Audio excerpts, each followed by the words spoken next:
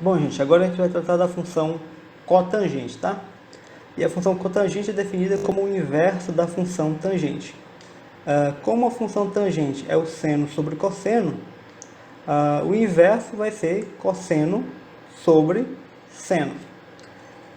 Da mesma forma como nós fizemos para as outras funções, aqui também a gente vai ter que determinar o domínio dessa função aqui, tá? E como a gente já fez nos casos anteriores, né, na aula anterior lá, da função cossecante, a função seno vai zerar, né, nos múltiplos inteiros de π, certo?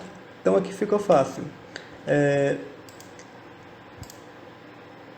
saber onde que isso aqui vai zerar, né? Ou seja, a tangente aqui, ó, que está no denominador, vai zerar quando?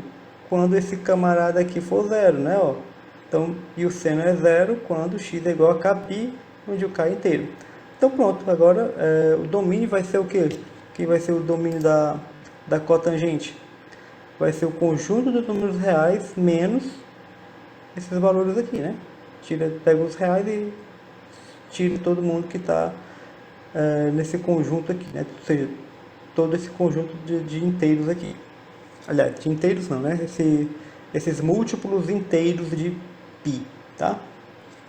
Bom, uma outra coisa que a gente tem que observar aqui na função cotangente é que aqui em cima, né, eu tenho um cosseno, e o cosseno também zera em alguns valores, né? Então o cosseno vai zerar onde? Vai zerar aqui, tá? Ou seja, a gente consegue então determinar quem é, né, quem são, a gente consegue determinar quem são os zeros da função cotangente. E os zeros da função cotangente são esses valores aqui, x igual a kπ sobre 2, onde o k o k assume esses valores inteiros aqui, ó, tá? Ou seja, onde o k assume os valores inteiros ímpares, né? Mais ou menos 1, mais ou menos 3, mais ou menos 5, mais ou menos 7 e assim sucessivamente. Ou seja, então esses aqui são os zeros da função, tá? Os zeros da função cotangente.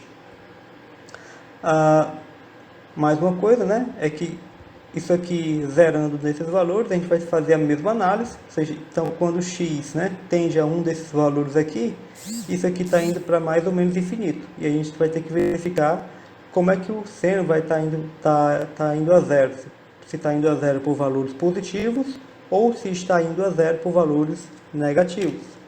Para isso a gente vai olhar para a função que está aqui, né, a função tangente aqui, e aí eu coloquei aqui eu fiz o gráfico aqui da função tangente, peguei dois períodos, tá? Na verdade, como o período da função tangente é π, o período dessa função aqui também vai ser π, tá? Então a gente vai olhar para o gráfico, a gente vai olhar para o período de 0 até π, ok? Então a gente vai olhar nesse trecho aqui, de 0 até π, ok? Eu coloquei aqui só por colocar mesmo, mas a gente não vai olhar para esse pedaço aqui, a gente vai olhar só daqui até π.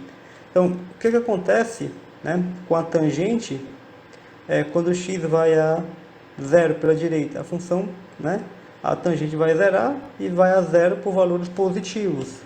Se vai a zero por valores positivos, então essa expressão aqui, ou seja, essa fração está indo a zero, né? Perdão, está indo a zero não, tá ficando... A tangente está indo a zero, mas a fração está crescendo indefinidamente, está, né? Tá ficando cada vez maior e isso aqui vai ser mais infinito. A mesma coisa vai acontecer para cá e para cá, né?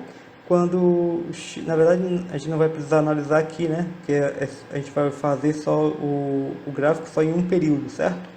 Só de 0 até π. Então, o que acontece quando o x tende a π pela esquerda? A função tangente, ó, assume valores negativos. Então, essa fração, né?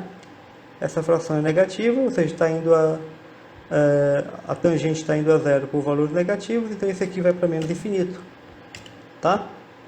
Bom, com isso aqui, né, a gente consegue fazer o gráfico da função cotangente nesse período aqui, de 0 até π. Ou seja, x indo a zero pela direita, a função vai para mais infinito. Ou seja, indo a zero pela direita, a função vai a zero, né, ou vai a mais infinito. Indo a π pela esquerda vai para menos infinito. Em π sobre 2, né? Lembrando que isso daqui, ó, lembrando que a nossa função é essa, tá? Quando x for π sobre 2, então o f de π sobre 2 dá cosseno de π sobre 2, seno de π sobre 2. Seno de π sobre 2 é 1. E o cosseno de π sobre 2 é 0. Então, em π sobre 2, a função 0, tá? E aí fica justamente isso aqui, né? Então a função vai fazer uma coisa mais ou menos assim, tá? Bom, a função cotangente é bem mais simples, né? Então fica aí o gráfico da função cotangente aí, tá? E até a próxima.